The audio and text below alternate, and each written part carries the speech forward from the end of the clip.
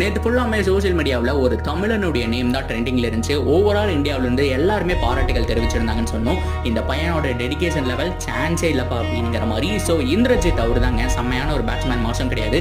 இந்த சீசனில் தமிழ்நாடுக்காக அவர் தான் ஹை ரன் அப்படிங்கிறத வந்துட்டு அடிச்சிருக்காருங்கிறத மாற்றம் கிடையாது. அவர் பாத்ரூமில் வலிக்கு விழுந்துட்டாராமா, அதனால அவருடைய அப்பர் லிப் வந்துட்டு கட் ஆயிடுச்சு, பிளட்டு நிற்காம போயிருக்கு. இருந்தாலும் டீமுக்காக நான் ஆடணும் அப்படிங்கிற மாதிரி வெளியில் வந்து அவரால் முடிஞ்ச 64 அப்படிங்கிறத அடிச்சு கொடுத்தாரு. செம்மையான ஒரு இன்னிங்ஸ், பாராட்டியே ஆகணும்.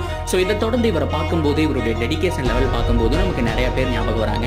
ஸோ இந்தியாவை சேர்ந்த அனில் கும்ப்ளே தலையில் கட்டு போட்டுட்டு பவுலிங் போட்ட ஒரு விதமாக இருக்கட்டும், அண்ட் யுவராஜ் சிங் கேன்சரோட ஃபைட் பண்ணிட்டு கிரிக்கெட் விளையாண்ட ஒரு விதமாக இருக்கட்டும், MS தோனிக்கு ஒரு மேட்ச்சில் உடம்பு சரியில்லாமல் போயிடும், அப்போது அந்த முதுகில் அந்த பேண்டேஜ் எல்லாம் போட்டுட்டு விளையாண்ட விதமாக இருக்கட்டும், அண்ட் ஷேன் வாட்சன் மறக்க முடியாது. 2019 IPL ஃபைனலில் ஆரம்பத்திலே காலில் அடிபட்டு பிளட் வந்திருக்கும், ஆனால் கடைசி வரைக்கும் ஜெயிக்கிறமோ தோக்கிறமோ ஃபைனல் வரைக்கும் கேம் எடுத்துகிட்டு போயிருப்பாரு.